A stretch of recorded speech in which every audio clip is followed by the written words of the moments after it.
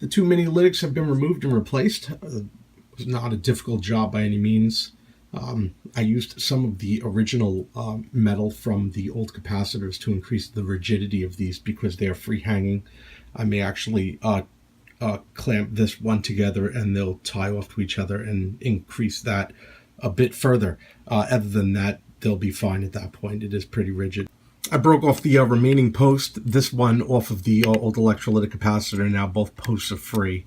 That'll make that electrolytic now a showpiece. These will be the positive terminals for the new 40 microfarad capacitors right here. That'll be put tied off of ground to this, ground to that, making them rigid enough that they'll be freestanding, and that'll be it. It's just a dual cap. It's nothing that complicated. I've opted for a single post that I'll tie off to ground and use that to support the two capacitors. The mounting post is now in place against a screw that holds in the old capacitor, and that mounting post is the center one that becomes the ground itself. That'll be where the negative terminals of the capacitors will be connected to. The grounds are now twisted together. They're nicely mounted to that standoff that I've added. I'm going to put a little more solder on the twist there to add to the extra rigidity of that now that I have it set up nicely. And then all I need to do is start the tie-offs to the original positions. Here's what it looks like as I raise it up here. You can see there's more than enough room as I flex it down for the case, and there's no areas where heat would be associated. I kept it away from the light bulb. The new capacitors are now completely soldered in. Everything is isolated. Keep it nice and safe. It's pushed down. The profile is good. The old capacitor remains in for show, and capacitor replacement portion, at least for electrolytics, for this project is complete. I put the tubes back in. These are two original ones, and this is a brand new 6x4 that I got from Tube Depot. I wanted to get it from my supplier, but just getting one tube with $8 shipping means pretty much double the price for the tube. I had some other stuff I was getting from Tube Depot anyway, so I threw in the tube. Even though it was more expensive, at the end of the day it was cheaper. Also, I got a Type 50 bulb I'm going to be throwing in as well to replace this bad lamp. At half power, 60 volts or 57 volts, we're getting a faint glow. This is the smoke test. I could see there's a reading, a slight reading on the scale. That's good too. I'm going to let things cook here for a couple of minutes and not do anything else. I'm going to come back to it and then we'll continue. The device has a very nifty way to calibrate the screen, and to do so all of these knobs are turned down so that there is no oscillation, and this knob is turned all the way up so that there will be no damage incurred on the screen, maximum deflection. And this is turned all the way to 10, so the meter reads 0 to 10 volts RMS, effectively turning this to a voltmeter, AC voltmeter. And what happens is I ran a cable from here to the lamp, which would show the voltage of the lamp. And then knowing the voltage of the lamp, or roughly in the book, which was 6.3 volts, you would then just adjust this potentiometer right here to attain that value. Luckily, I didn't have to do that. And I was able to use the readout of my Handtech to tell me exactly what was going on. And by doing that, obviously I was able to get much more accurate reading, and the book also recommends that if you were able to do it with a multimeter, that you should do that as well. What I ended up with is quite impressive. You can see here, and I should point out that the way the Handtech is set up, that once the waveform leaves the screen, you start losing accuracy. So this is right on the edge here. And what we're looking at is cyclic RMS, which is 6 volts, and we can see on here we're seeing about 6 volts right here. And if I turn this down to something like, I don't know, 4 volts, and we can see 4 volts here. So we have a pretty good calibration. It's about 3 volts, just shy. 3 volts, so on and so forth. If I ramp it up, we'll say I got to adjust for the parallax with my head. If I adjust for 9, obviously at this point already we're not going to see 9. I have to go in and make a change there. because that one's too small now, and then I have to go in and adjust that up. It's strange, but the full deflection of this seems to work just fine. Only being somewhat off, but that's good enough for me. So we're going to move on to the next thing. Plus 10 position setting, we used a 3 scale, and the 3 scale at full deflection, as I've adjusted for 3 volts RMS, also displays on the oscilloscope 3.04, which to me is pretty damn good. The 1 position is showing 10 at full deflection is 1 volt RMS. We see 1.04. That one is good as well. Now we're on our attenuators here. Negative 10 dB is 0.3 full deflection. I've got 0.3 right now, and that one is showing 320 millivolts RMS. Very good. Continuing on, neg 20 shows 0.1 at full deflection, which is 10, and that should be 0.1 is 100 millivolts, and we see 108 millivolts RMS. Neg 30, 0.03 is 3 at full deflection is 30 millivolts, is showing 32.8. Neg 40, 0.01 full deflection is 10 millivolts, and looking there at parallax, and we are showing 11.2 millivolts. We're now at neg 50 decibels, 0.003. Maximum deflection of 3 on the meter reads 3.3 millivolts. And we're looking at the waveform, and on the oscilloscope already, it's not the cleanest thing on the planet, granted. It's very small, as you would expect. The oscilloscope is having trouble to trigger it also. Not getting really into that at this point right now. What I'm really measuring for is magnitude, not looking at signal quality or shielding. There is no shielding right now, so that's the other thing. But I don't want to get ahead of myself. But as far as magnitude goes, it's you know, within 0.3, it's within a millivolt. So I have this set now at 1 millivolt, and this is the lowest my oscilloscope can do per division. Is 1 millivolt. You can see the triggering is kind of hurting, and yet we could still see the period RMS flopping between millivolts and microvolts at this point, you know, but you could still see that it is 1 millivolt. We're going to call this portion of the circuit good enough.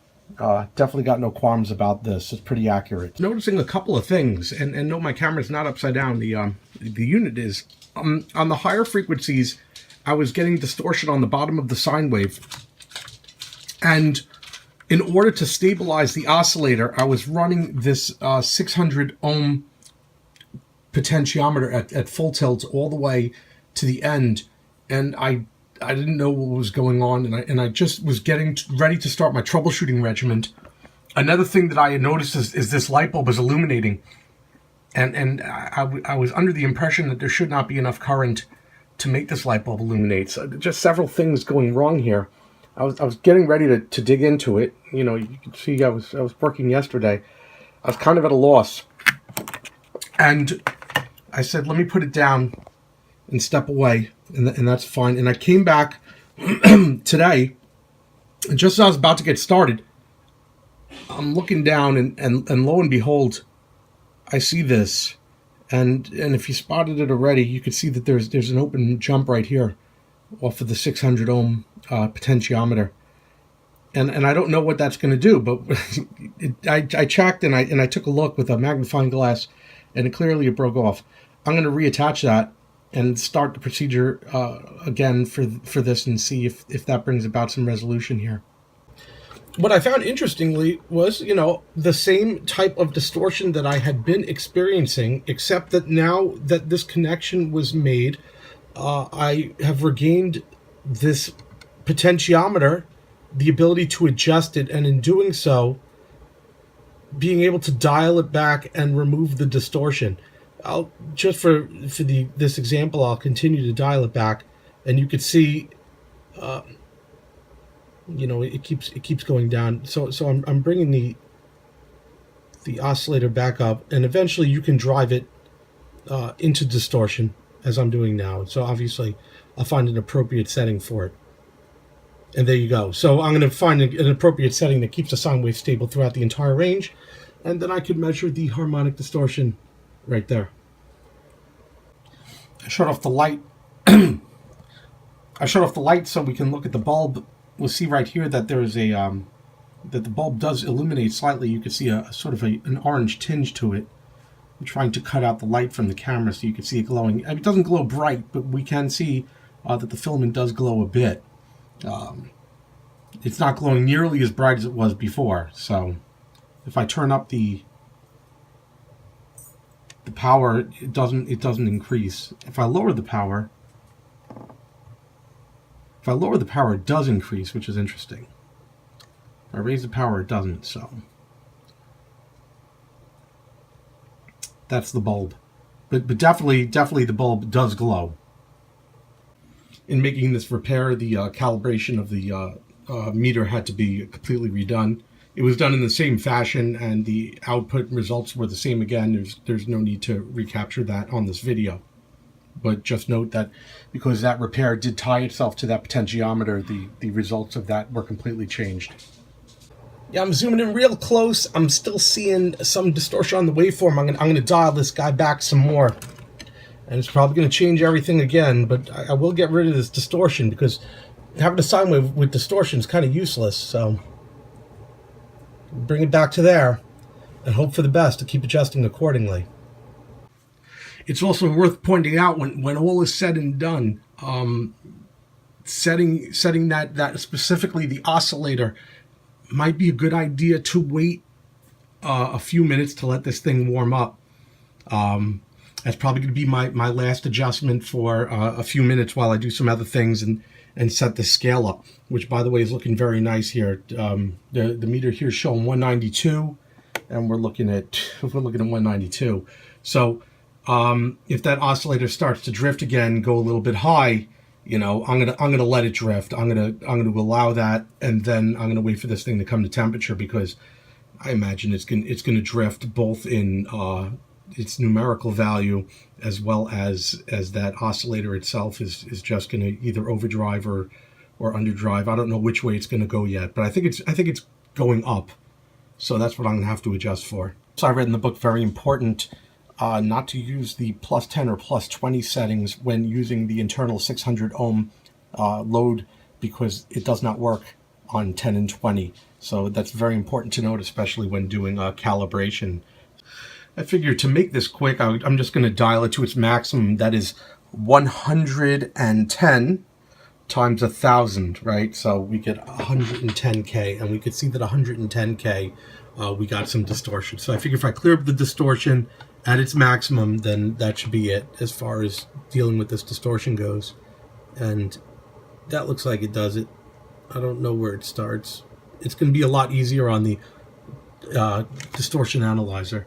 But I figured this would be a good starting point, because the distortion gets worse as the frequency increases. This is the maximum usable frequency. So that should be it. I'm going to go ahead and replace this 100K. It's supposed to be a 1%. It's reading 125.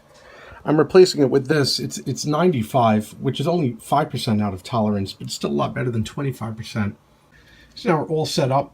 I'm reading we're seeing a 0.5 on the scale here, you know, minus parallax. Showing on the fluke is 0.5. Showing there on the oscilloscope is reading 504 millivolts. Frequency is now where we're at. Frequency is showing 46 hertz. I found for the purposes of accuracy in measuring these knobs, we're going to want to start here at 10, because you get into the 1 hertz range, it's not even guaranteed for accuracy anyway. And we're not worried about the multiplier right now. We're worried about the cycles. Could come back on the multiplier later.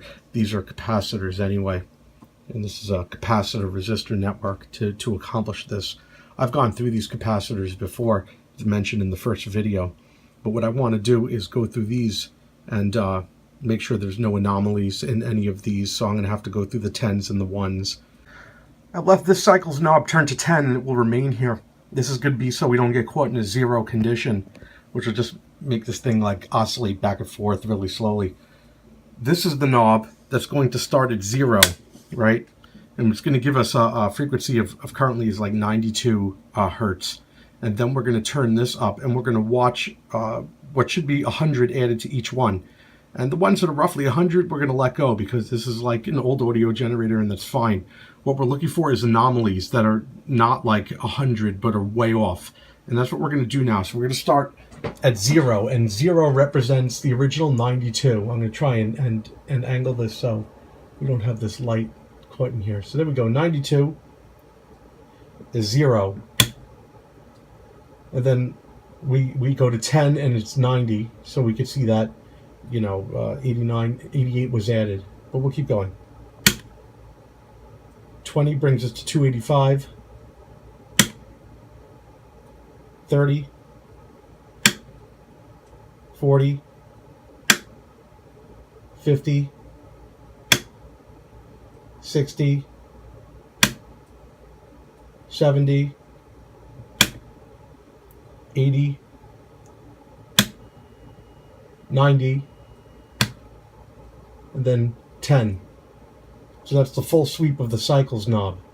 The resistors on the switch are all supposed to be within 1% tolerance.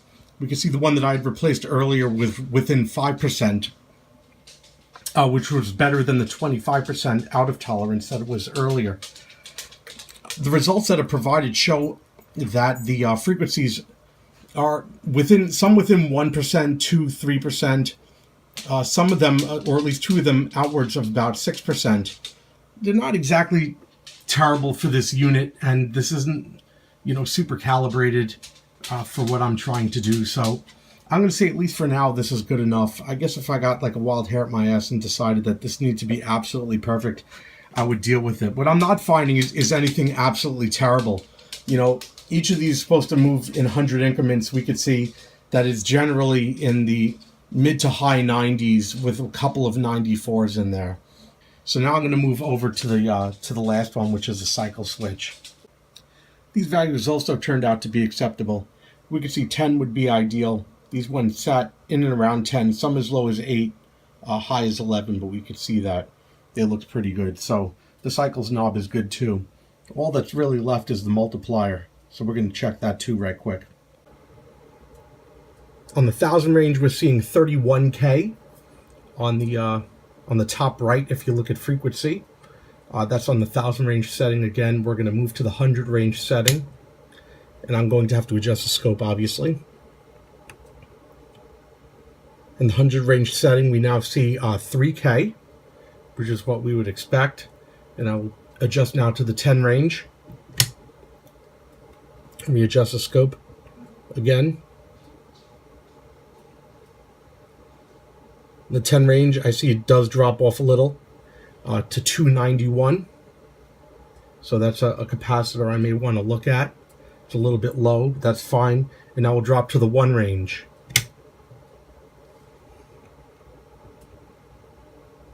The 1 range is back up just under 30 by a hair. So maybe 1 capacitor, maybe just a little bit off up here on the multiplier worth looking at. I've set up a decade box and tied it into the ×10 circuit. It's unfortunate, however, because it looks like that adding capacitance in this circuit will only serve to lower the frequency. So the only way to improve upon this circuit is actually to remove the capacitor and then trim it with a lower capacitor. Because if I bring the capacitance all the way down to 0, I end up with the capacitance I started with. This capacitor has drifted too high to be useful anymore.